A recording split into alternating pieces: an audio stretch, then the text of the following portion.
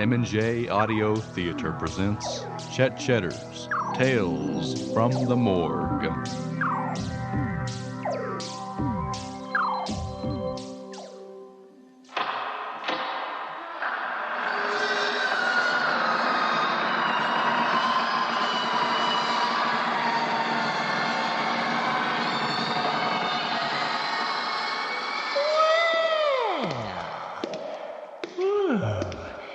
Welcome, stranger of the night.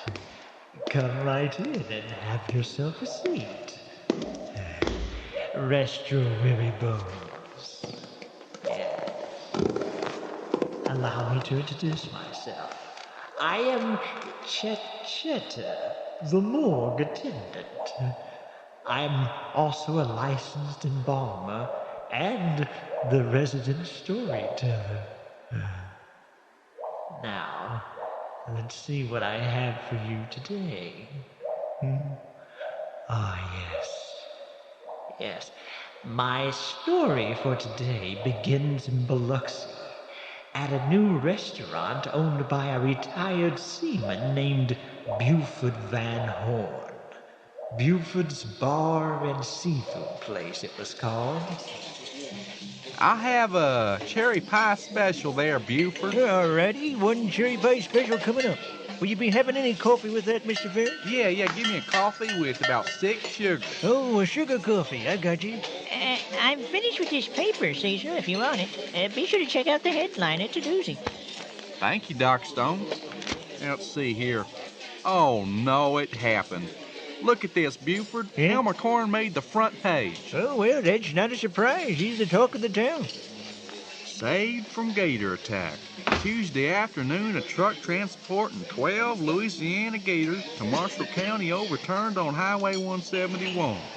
The alligators escaped into the streets of Biloxi and caused a panic among the citizens. A local resident, Elmer Corn, risked his life to capture the 12-foot-long gators. It was a good example of mind over manpower, said Mr. Corn, of the ordeal. Dad, gummit! Huh? Buford, I helped Elmer with that. I should get some credit, too. Well, now, maybe you can be one of them there unsung heroes. Yeah. Here's your pie, Mr. Ferris. You know, the sun will still set and rise without that Elmer Corn. Thank you, Buford. Hey, mister, my daddy says that you know Elmer Corn, is that right? Yeah, I know Elmer Corn, and what's it to you, little girl? He's my hero. I want to get his autograph. You don't want Elmer Corn's autograph. Heck, he's just a manure hauler. That's all he is. But he wrestled all those alligators. Not even my daddy could do that. Yeah, well, he didn't exactly wrestle him. Well, it looks like old Mr. Corn is quite a popular fella. I think I'll name my cherry pie, actually. Sure, you just do that, Buford. How about this? Let's erect a gold statue in his honor, and then rename the town Elmer City. How about that? I never thought of that. Hey, little girl, come over here. Yeah, sir. I bet Elmer Corn can't dislocate his shoulders What are you like gonna- I can. what are you gonna do? Watch this. I've never seen nothing like that before, Mr. Ferris. Wait a minute. Isn't that neat? You don't like it? It'll just come back into place. How's that, Mr. Van Crofton? See something? Well, if it isn't the man of the hour. Hey, everyone, Mr. Corn's here. Oh, now. Now, come on. Now, all right, let's settle down now. I told him not to make such a fuss and print that story in the paper. Yeah, I'm sure. Hey, dumb Cecil, what in Yeah. the world happened to your shoulder? I dislocated my shoulders on purpose. Shoot, Look Paul. at this. If I try hard enough, I can touch them both together. No, don't do that, Cecil. Dadgum. You're liable to get stuck that way. That ain't nothing to brag about. Hey, Elmer, I've got a grizzly bear for you to wrestle. All right. Okay, you fellas stop pulling my dadgum leg. Now, y'all know how the Biloxi Gazette blows everything out of proportion. Now, I didn't wrestle no dadgum gator. I got the whole idea from a cartoon. I just rubbed them on the belly. They get just as docile, they go right to sleep. Well, heck, Cecil helped me load them back into the truck. I sure did. Heck, I was holding the most dangerous part, the jaws. I could have got my arms bit off. Ain't nothing worse than a fella who brags. Now, wait a minute. Now, Cecil deserves the credit. I mean, even a drowsy gator can be dangerous. So, Cecil, we still on for tonight? You gonna come over and watch the wrestling matches with me? The Mala Warrior's gonna unleash a new hold, the Persian Spine Snapper. Well, I don't know, Elmer. I just might not be able to make it tonight. How about that? Well, suit yourself. That just means more chili dogs for me. Gracious sakes alive, what a noise. Elmer! Yeah, it shook the whole place. What in the world was that? Elmer, I saw it through the window. It came from the sky. It landed in Miss Pluckett's backyard.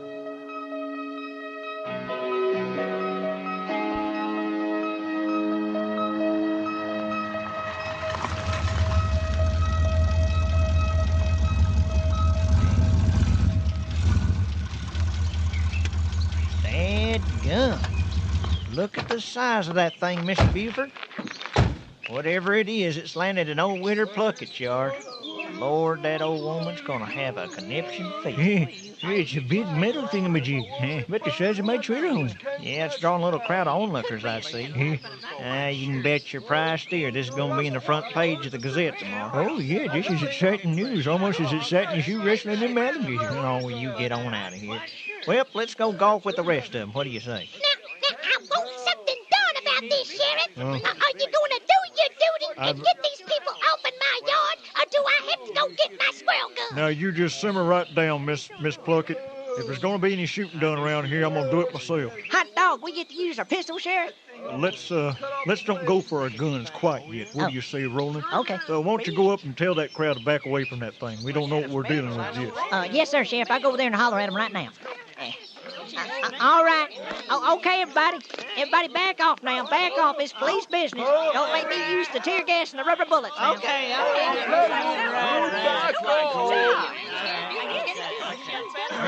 You got any idea what that thing is, Sheriff? Well, I don't know, Elmer. It's a big metal thorn in my side is what it is. Big hunk of space junk, probably. Just had to fall during lunch hour. I'll bet you it's a meteorite. I'm gonna go poke it with a stick. Now, you ain't gonna get near that thing, Ernie. You see, you can hear that humming noise coming from it. That doohickey still got some power in it. You stay away from that thing. Well, here comes Cecil Ferris in his motorcycle. He might have some ideas of what it is. Yeah, sure. Ask Cecil. That'll be good for a laugh. Now, you ease up on Cecil. Whoa! Hey, Cecil. Yeah. Over here. Yeah, Elmer. Sorry it took me so long. My sickle kept breaking down. Cecil, that pile of junk ain't worth the air in its tires. Why don't you just scrap that eyesore? You watch what you say about my sickle, Bert. That thing can't defend itself. Now, let's not scuffle, boys. Let's not scuffle. We were studying on what this thing is, Cecil. Yeah. You got any guesses? Well, I guess it could be a UFO. Ain't that just like a hick? If it falls from space, it's gotta be a UFO. Yeah, Cecil, you reckon there's some face-melting aliens in there? Dadgummit, why won't anybody listen to me? Now, y'all get off Cecil's back. I ain't seen near one of y'all come up with an idea that's better than he has. UFO sounds just about as good as any. Yeah, right, And when it comes to being a hick, Ernie, you got that down to an art form. Now, wait a sec. But now, I think, boys, I think I got this narrowed down. Whatever that thing is, it comes from this planet. How you think? Look on there on the side. Look at there. It's writing, and it's English, too. It sure is. Look at there. Property of Innovatrix, a private firm. Patent pending. If this satellite falls to Earth, please call 1-800-BIG-BANG. Big Bang, that don't sound good. I want that big old thing off in my property. You understand, Sheriff? Yes'm, Miss Pluckett, yes'm. It looks like it only weighs about 20 tons, so I'll tell you what, I'll hook it up to the squad car and I'll drag it out in the ditch for you, all right? Sheriff, I think me and the boys got it figured out. I think it's a satellite. It's got a number on the side of it. 1-800-BIG-BANG.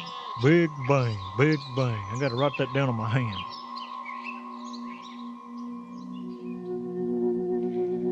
Later, on a small, secluded tropical island. Here Here's your martini, Mr. Golden Spoon. Oh, bless you, child. Basking in this hot sun works up a thirst. Be a dear, love.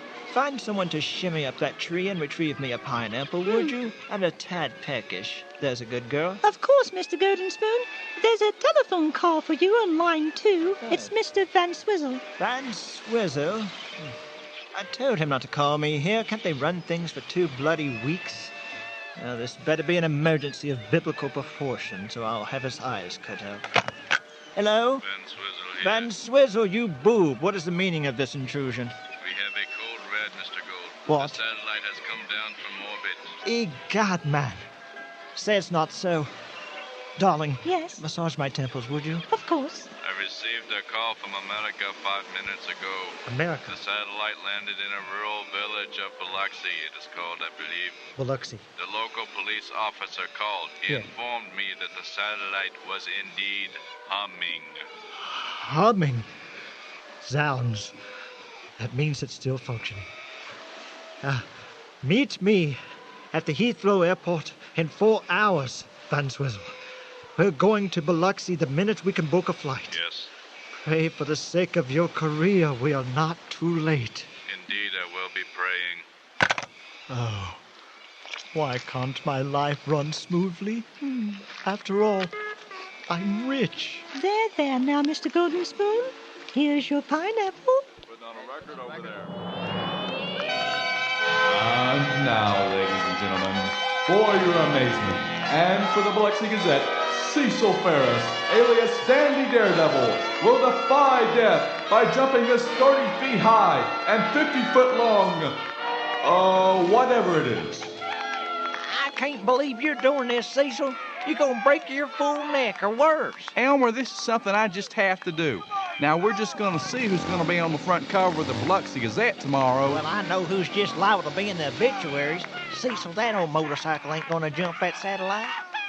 Sheriff, you gotta do something about this. That old scooter, it's held together with chicken wire. He's gonna break every bone in his body. Now, you just cool off, Elmer. He ain't gonna hurt himself. We got an ambulance standing by in case he does. Besides, he's donating half the ticket money to the policeman's ball. Attention, everyone. Get your camcorders rolling.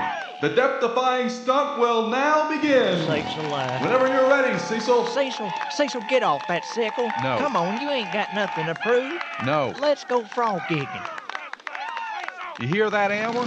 You hear that? I'm going to be famous now. Now, you just step back. I'm going to jump that thing now. Oh, dang, I hope that flimsy flyboard ramp holds up. Howdy, Miss Maddox, over here. Elmer, I just got here. What's going on here now? Miss Maddox, it's Cecil. Dang fool's trying to find a quick way to a broken neck.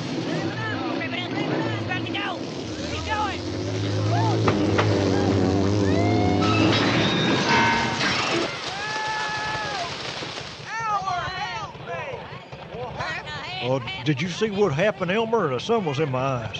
Yeah, I seen it, Sheriff, but it happened so quick it took a second for my brain to process it all. Cecil was just about halfway over that satellite in midair when his motorcycle just sucked out from under him and attached to that satellite like it was a magnet or something. Poor old Cecil's up in that old willow tree. I'm a-coming, Cecil. Just hang on to that willow branch. All right, ladies and gentlemen, the show is now over. Hey, give me back my microphone. Hey. Shut up and listen. I won't ever one of you no good so-and-sos open my yard this very instant. I'm gonna grab my squirrel gun and I'm gonna shoot to kill. Now get open my yard.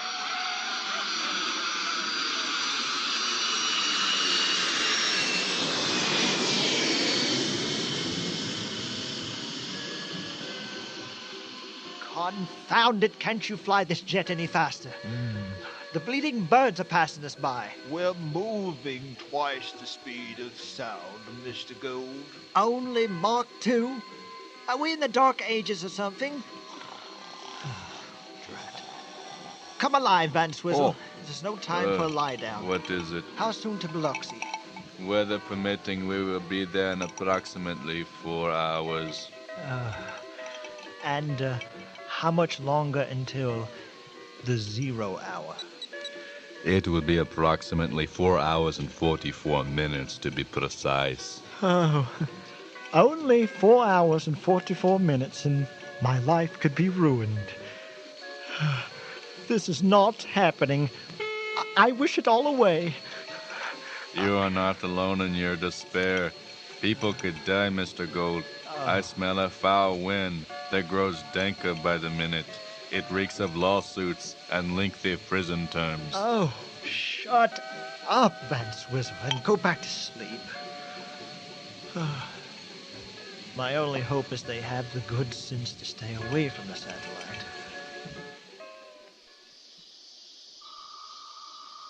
Run over there to the satellite and stand next to your motorcycle, Cecil. I want to take your picture. Hey, Elmer, I thought we were going to tie up my motorcycle and try to pull it off this thing. Well, we will directly. I want to add this to my scrapbook of funny pictures. I'm going to put this one next to that snapshot of you with your tongue stuck to that frozen lamppost. Well, ain't I just the court jester here, Elmer? Maybe you ought to get into comedy and make comedy movies and just make people laugh all the daggum time. Oh, now come on, Cecil. Don't carry on like that. I could just spit. You know, somebody sent in a videotape of me making that jump to that old Channel 6 news.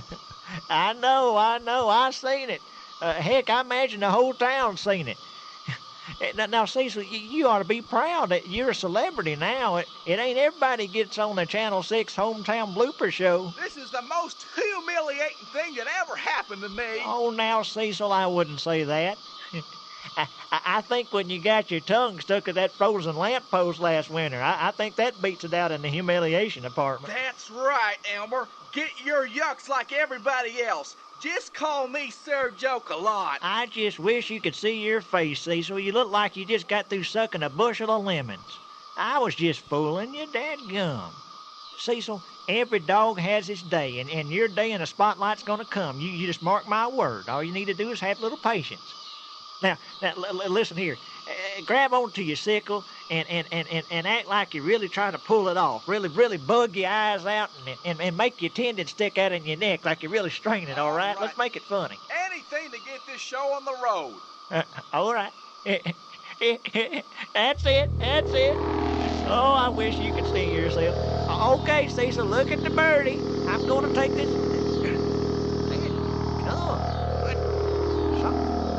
Feels like someone's pulling the camera out of my hand. I can't hold on to the dadgum thing. Ah! Ow! Whoa, Elmer! That camera nearly hit me square in the face. Well, I tried to hang on to it, Cecil, but it felt like it was going to jerk my arms out of their socket. Well, let's get the sickle, Elmer. That's what we came here for. Well, all right. I'll make a stab at it. But heck, that satellite's got a strong magnetic hold. I don't think it wants to let go of your sickle. All right, I already got the rope tied to it. You holler if it starts to slip off my trailer hitch, all right? All right, Elmer. All right, Bessie. Okay, now, let's put you back into it, darling. You can do it.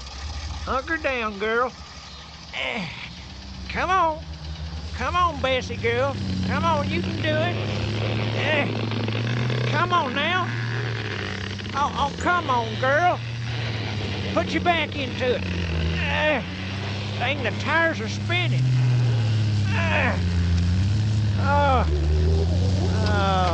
Shoot, par. It just ain't worth stripping my gears for that raggedy old scooter. It ain't worth breaking a good rope. I'll just have to tell Cecil I just can't. Whoa! What's that humming sound? Golly bum! Something's pulling the truck backwards. Dadgum, that satellite's got my truck in its magnetic clutches. Lord in mercy. My front end's lifting up. It's rearing up on its back wheels. I'm gonna flip off.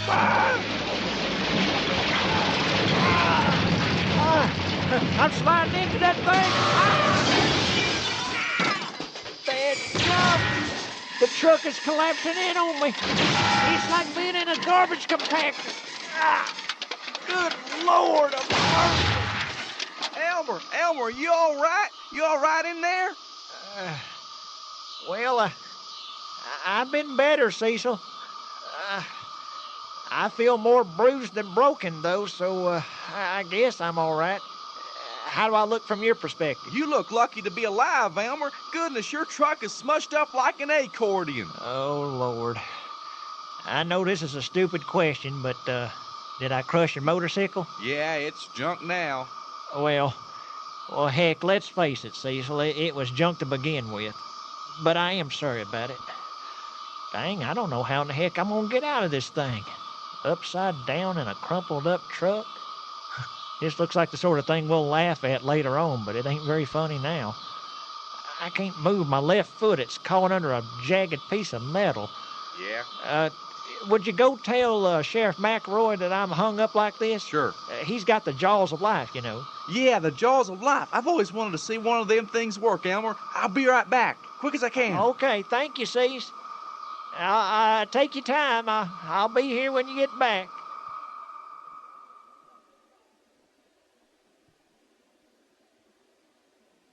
It just ain't no use, Sheriff.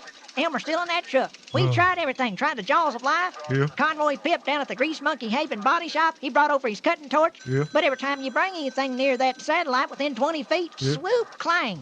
You can't hold on to it. I mean, that sucker's magnetized sure enough. Oh, Lord of mercy. What, did you try something wood rolling, a club or something? Well, ain't nothing wood strong enough to pry Elmer out of that truck, Sheriff. Dadgum, he's got his foot caught under the steering column. Oh, Lord. We got bad luck in abundance. You went down there, Doc Stone, and took a look at him. How's Elmer look to you? Well, sir, and near as I can see, 'tweren't no broken bones or nothing, knock on wood. Have to wait and see about that leg. Rest or bruises, I'm sure Elmer'll live, unless he starves to death. Dadgum. Oh, heck no, I don't think he's gonna starve to death. Miss Maddox brought him over a squirrel pie and some mustard greens, fed him to him through the vent window. Poor Elmer, caught in a 2-ton wad of pickup truck, and it's all because of me. Well, ain't no time to worry about that, Cecil. The main concern is how to get Elmer out of there. You know, I hear tell sometimes a rabbit, when he's caught in a trap, will chew off his own foot to get out. Of course, I just mentioned that to make conversation. I'm not suggesting Elmer do that. Forgive my intrusion, gentlemen. Huh? I must speak to the officer. Oh, well, right here, boys, right here. I'm Sheriff McElroy. Oh, pleased to meet.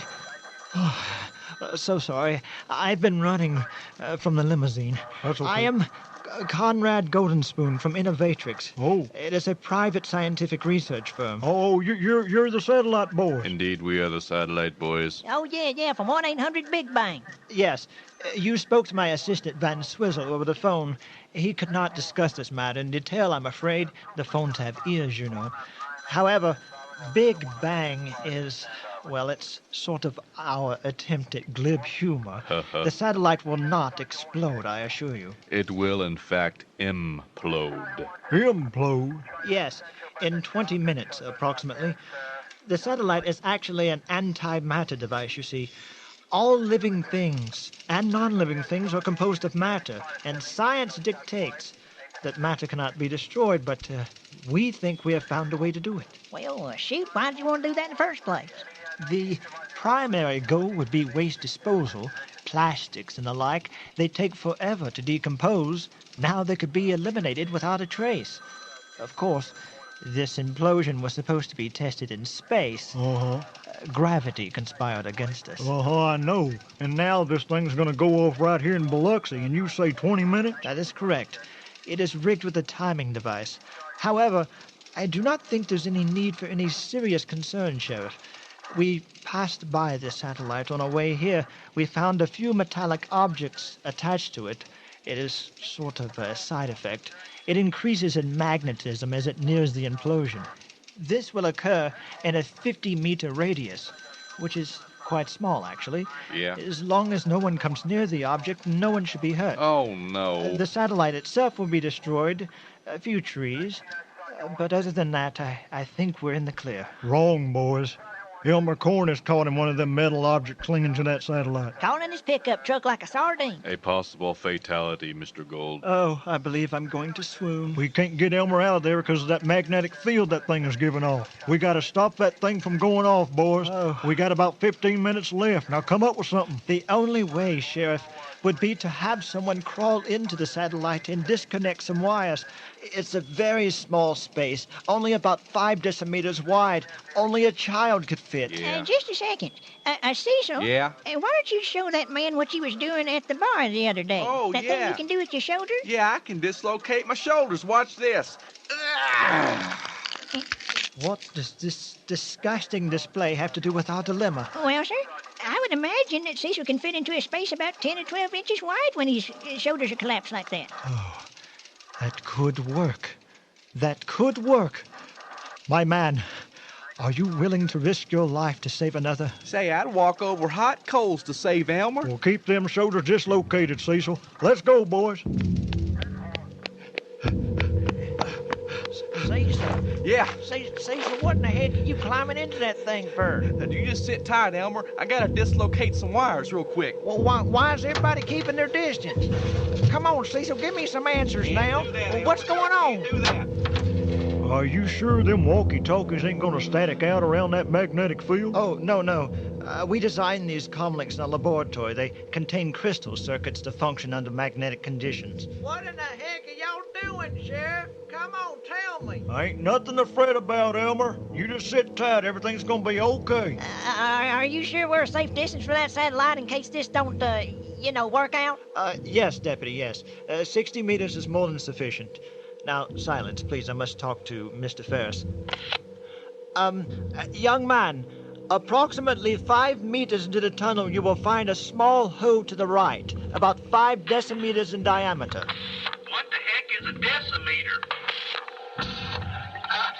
Just look for a small hole. This is where you will need to fit in order to disconnect the wires. All right. I see a small hole. It's right here. And it's got a bunch of blinking lights in it. Good show, Mr. Ferris. You found it. Now, look into the opening. You will see 4 colored wires. 4 colored wires. I see them. Dadgummit, this is a tight fit. Even with my shoulders bent like a boomerang. The blue wire, do you see it? Disconnected at once. Blue? I can't tell which one is blue. This is no time for stupidity, Mr. Ferris. It ain't stupidity. I'm colorblind. I'm just gonna unplug them all. Dear God, no! No, Mr. Ferris. Don't do that. You'll trigger the implosion. Just get out of there at once. You have 30 seconds. Japers, I'm stuck. Lord have mercy, he can't get out of there. Hang on, Cecil. Me and Roland will get you out. Sheriff, Deputy, come back. My worst fear confirmed. Hang in there. We're going to throw a rope into you, Cecil. Yeah, don't panic, old boy. Somebody tell me what in the hell's going on!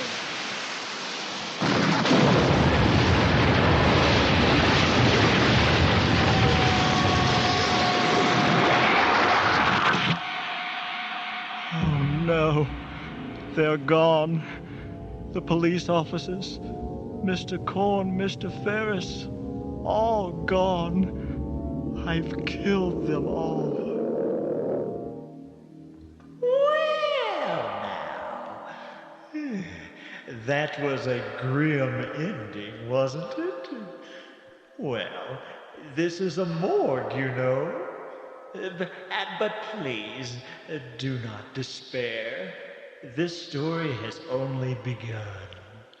Do return next time, won't you? You will not believe what happens next. Until then, pleasant dreams.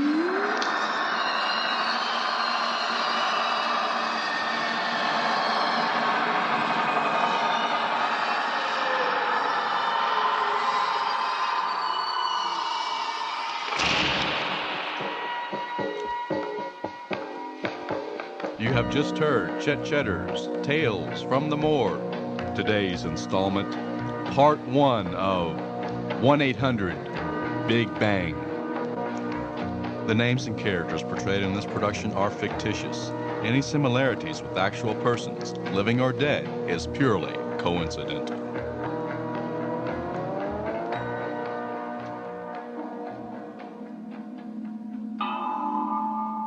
A production by M&J Audio Theater.